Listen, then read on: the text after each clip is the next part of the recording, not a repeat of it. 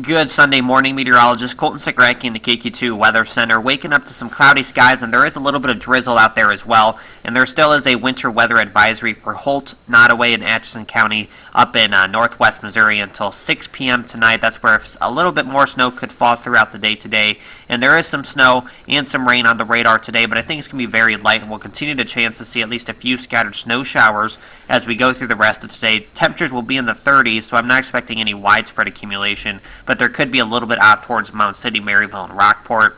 And as we go overnight tonight, we'll watch for another band of snow to move through. Again, very light, not expecting any widespread accumulations that are going to impact the roads too much, but some locations could see maybe an inch of snow as we go overnight tonight and into your Monday.